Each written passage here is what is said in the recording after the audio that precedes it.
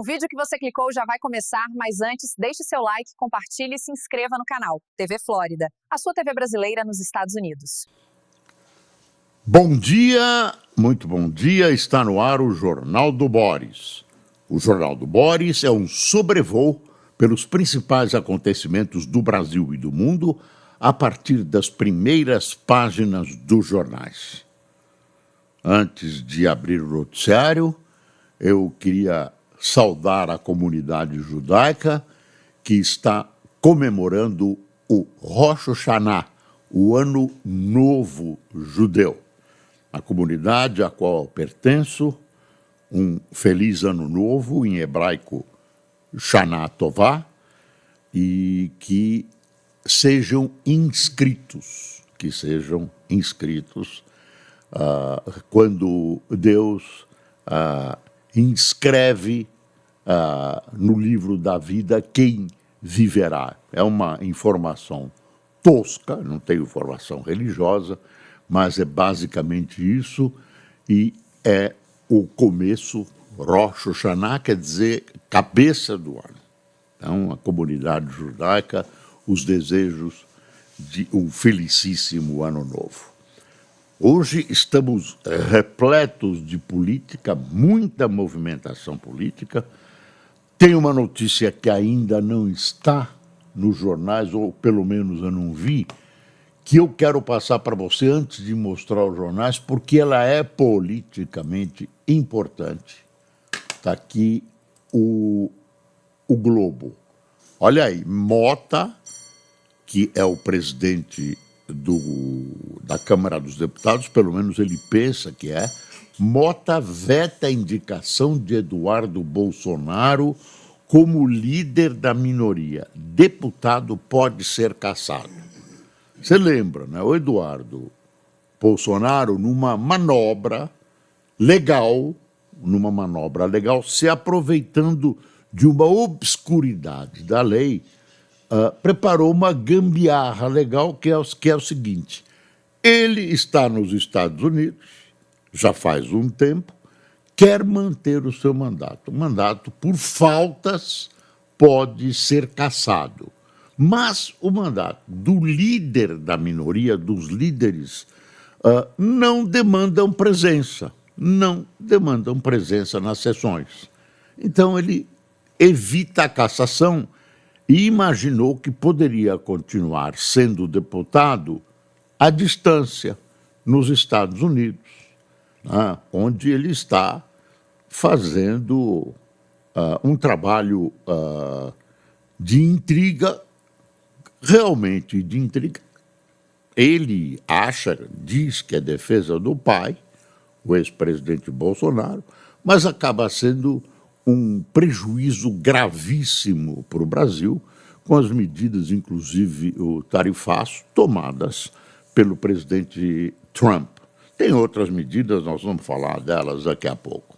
Então, aí aparece o Mota, que é o presidente, e diz que está vetada a indicação de Eduardo Bolsonaro como líder da minoria.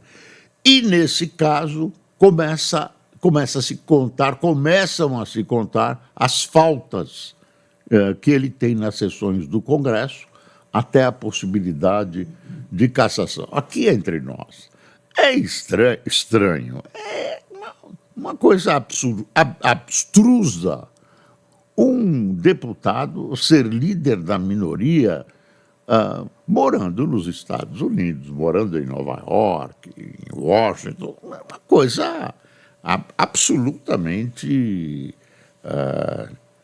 não vi isso nem em republiquetas, aquelas republiquetas que a gente conheceu no passado e algumas que existem no presente. Não dá para aceitar isso, mesmo que seja uma gambiarra legal.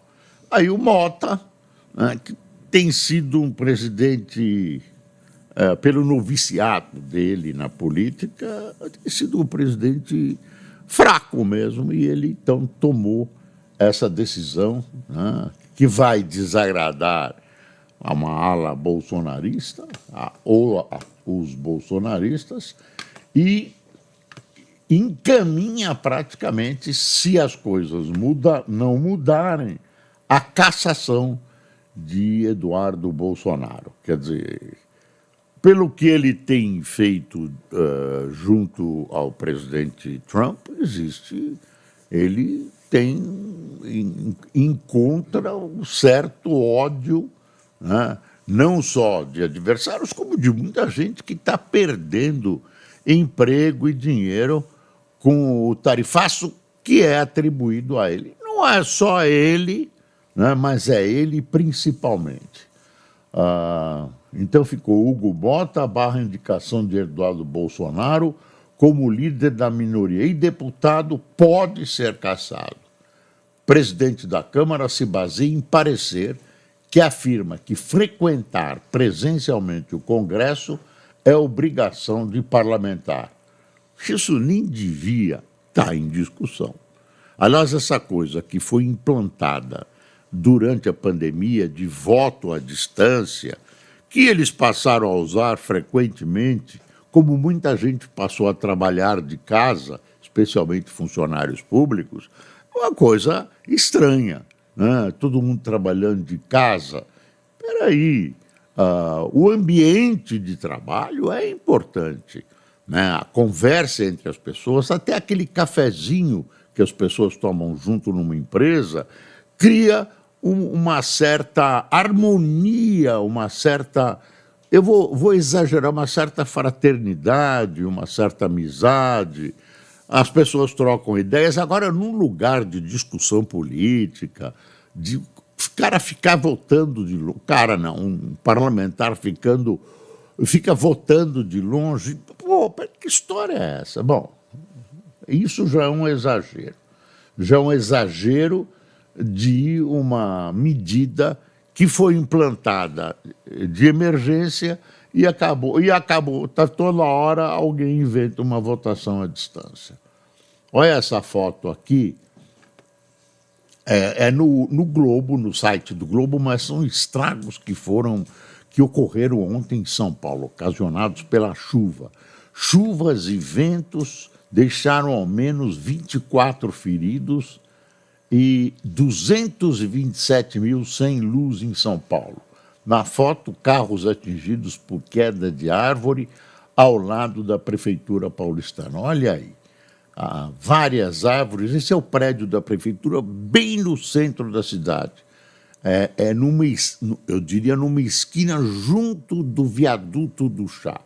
No Engabaú, junto do viaduto do Chá, fica esse prédio, que é a sede, que é o gabinete do prefeito. O gabinete do prefeito. E aí não havia muito a fazer, a não ser as coisas de sempre, que é a má conservação das árvores, etc. Mas essa ventania foi terrível. Teve gente ferida, fábricas, telhados levados. A cidade de Porto Feliz foi muito atingida. Foi uma ventania muito, muito estranha. Eu aqui em casa andei numa área mais aberta, era um vento quente, estranho, muito estranho, e que quebrou árvores, e foi uma manifestação, eu diria, dessa mudança climática. Eu nunca tinha visto uma ventania desse tipo. Falam em 70 a 100 quilômetros, e que hoje pode se repetir. Atingiu São Paulo em cheio, causou problemas de trânsito, feridos, né? Aqui em Santana de Parnaíba, na Praça Central, uma placa se desgrudou, né, e atingiu uma pessoa na cabeça. Foi domingo, foi quando teve a primeira ventania, né?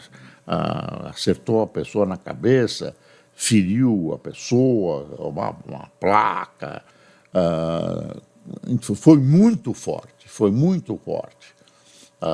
E aí a gente imagina que muitos fios desses realmente não aguentaram, postes, enfim. Bom, vamos para o restante, vamos para as manchetes. Hoje de manhã, o Lula, presidente Lula, Luiz Inácio Lula da Silva, vai abrir a Assembleia Geral das Nações Unidas. O Brasil, por tradição, é sempre quem abre a Assembleia. Então, vai ter uma fala do Lula. Essa fala se torna importante na medida em que o país está atravessando um momento difícil com o tarifaço, e ela ganha uma expectativa maior porque logo em seguida, depois do Lula, fala o Trump, presidente dos Estados Unidos. Então, se imagina que haja lá alguma declaração mais impetuosa do Lula e com uma resposta do Trump. Mas pode não acontecer, mas há uma expectativa de que, olha, existe alguma coisa no ar. Ontem teve uma reunião sobre a Palestina. Israel continua atacando a cidade de Gaza, dessa vez tudo aquilo que Benjamin Netanyahu está fazendo acontecer em Gaza. Agora vem essa ideia de anexar ao território de Israel a Cisjordânia e a própria Gaza, histórias da carochinha, né, mas que alguns extremistas israelenses pretendem realizar. Desculpe, o Lula deitou falação contra Israel, contra o governo de Israel. A Federação Israelita aqui do Brasil reagiu, Lula chamou de genocídio, essa discussão sobre a palavra genocídio. Enfim, o Lula tem uma posição definida ante-Israel, muito antes desses acontecimentos todos. É uma simpatia, né? Quando houve ataques do Hamas, ele falou em terrorismo, mas evitou citar a palavra Hamas. Enfim, ele tem uma posição anti-Israel. Então, no momento em que certos ataques que ele fez até poderiam ser coroados de razão, ele perde a razão, né, por causa dos antecedentes. E tem um fato que é o seguinte: da Rússia atacando a Ucrânia, tentando tomar território da Ucrânia, né, tentando anexar território da Ucrânia, fazendo experiências com incursões em outros países europeus. Isso o Lula realmente não toca. A população ucraniana está sofrendo também ataques de uma potência nuclear da Rússia que quer tomar um pedaço de terra da Ucrânia. Então o Lula já falou de tudo, inclusive já culpou a Ucrânia. Ele tem uma preserva o Putin, está aliado ao Putin no BRICS e tudo isso. Então, é bom a gente olhar essa questão israelense e tal, quando o Lula se manifesta, como uma questão mais ampla, né? Tem uma guerra lá no Sudão que ninguém se manifesta nem contra. Esqueceram da África, esqueceram, deixa acontecer. E aí estão se ocupando de duas guerras graves, né, que podem ter consequências catastróficas, especialmente na Europa. Agora, o governo brasileiro não se ocupa, já variou de posição e tudo isso, já gozou o presidente Zelensky. Lula não quer saber dele, o Zelensky quer ter encontro. Então, são dois pesos e duas medidas, né? Não é a aplicação de princípios, não é a aplicação de princípios que rege a atuação do governo brasileiro. Está aqui a manchete da Folha, olha: governo Trump impõe sanções financeiras à mulher de Moraes. Olha, não dá para concordar que os Estados Unidos, com o que os Estados Unidos está fazendo. Tem uma série de erros sob o ponto de vista de querer punir o Brasil, né? É uma coisa que mexe realmente com a soberania, né? Se ele quer prejudicar o governo do Lula, o tiro saiu pela culatra, porque ele está empurrando o Brasil para uma posição mais à esquerda, para junto desse grupo autoritário, né, do BRICS, está empurrando para as mãos da China, né, para as mãos da China. Eu não quero julgar os casos em si, mas não compete aos Estados Unidos punir ou deixar de punir, né, coisas que ocorrem no Brasil. É um princípio de soberania e o resto a gente pode até observar o que está acontecendo. Se você chegou até aqui, é um bom sinal. Para assistir os vídeos completos, acesse nosso site ou baixe nosso aplicativo totalmente grátis.